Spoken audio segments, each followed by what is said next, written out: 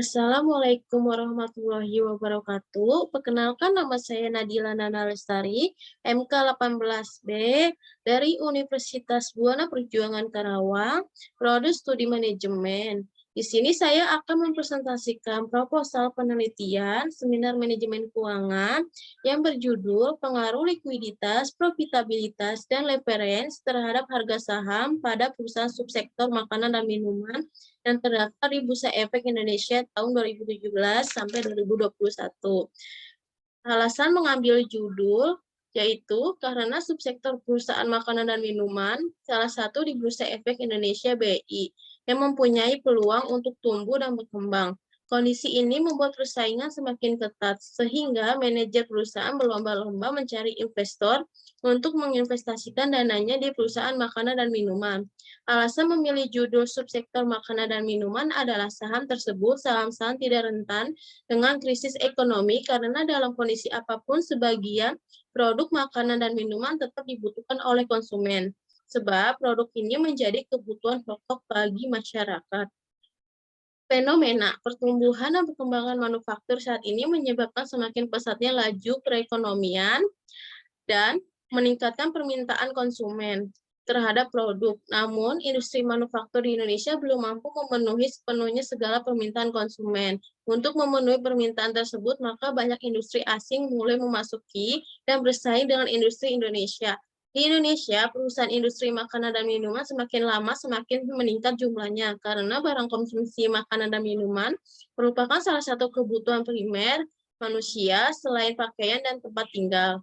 Maka dari itu, perusahaan industri barang konsumsi makanan dan minuman merupakan peluang usaha yang mempunyai prospek yang baik. Fenomena yang menyinggung return saham yang dilihat dari naik turunnya harga saham perusahaan yang terjadi pada beberapa perusahaan makanan dan minuman. Fenomena turunnya indeks harga saham sektoral dari industri makanan dan minuman setidaknya dapat mengindikasikan bahwa return saham diperoleh investor dari industri tersebut belum optimal. Artinya, realisasi return saham belum sesuai dengan return yang diharapkan oleh investor. Kondisi ini tentunya dapat mempengaruhi perilaku investor dalam menentukan preferensinya dalam berinvestasi di pasar modal. Mengingat motif utama investor berinvestasi pada perusahaan yang go publik adalah mendapatkan return yang maksimal. Oleh karena itu, penting bagi perusahaan untuk mampu meningkatkan nilai perusahaan sehingga terjadi peningkatan penjualan saham di pasar modal. Indikator dari setiap variabel. 1. Likuiditas. Rasio likuiditas adalah rasio menunjukkan kemampuan perusahaan dalam memenuhi kewajiban atau membayar utang jangka pendeknya. Dengan kata lain, rasio likuiditas adalah rasio yang dapat digunakan untuk mengukur sampai seberapa jauh tingkat kemampuan perusahaan dalam melunasi kewajiban jangka pendeknya yang akan segera jatuh tempo. Jika perusahaan memiliki kemampuan untuk melunasi kewajiban jangka pendeknya pada saat jatuh tempo, maka perusahaan tersebut dikatakan sebagai perusahaan yang tidak likuid. Menurut Harry tahun 2016.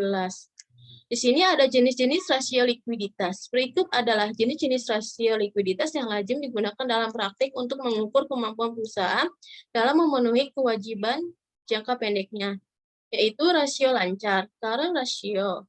Rasio lancar merupakan rasio yang digunakan untuk mengukur kemampuan perusahaan dalam memenuhi kewajiban jangka pendeknya yang segera jatuh tempo dengan menggunakan total aset lancar yang tersedia. Adapun rumus current ratio sama dengan aktiva lancar dibagi hutang lancar dikali 100%.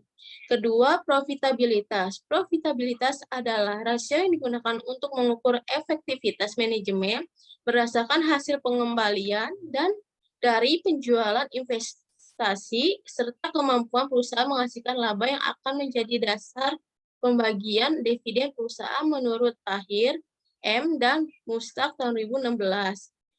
Return on equity, yaitu rasio profitabilitas yang berfungsi untuk mengukur kemampuan perusahaan dalam menghasilkan laba dengan modal yang memiliki perusahaan.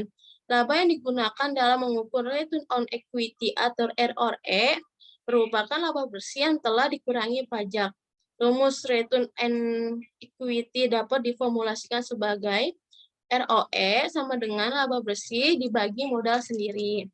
Ketiga, leverage. Rasio leverage adalah untuk mengukur sampai seberapa jauh aktiva perusahaan dibiayai dengan utang, debt to total asset ratio, net worth to debt ratio, dan lain-lain.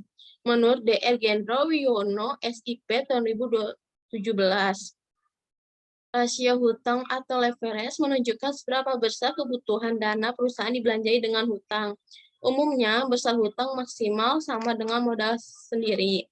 Perusahaan cenderung memiliki kebijakan akuntansi dapat meningkatkan penjualan manajer bisnis. Perusahaan dengan tingkat hutang yang tinggi akan merasa kesulitan untuk mendapatkan uang tambahan dari kreditor dan bahkan mengancam untuk melanggar kontrak hutang menurut Yano 2018.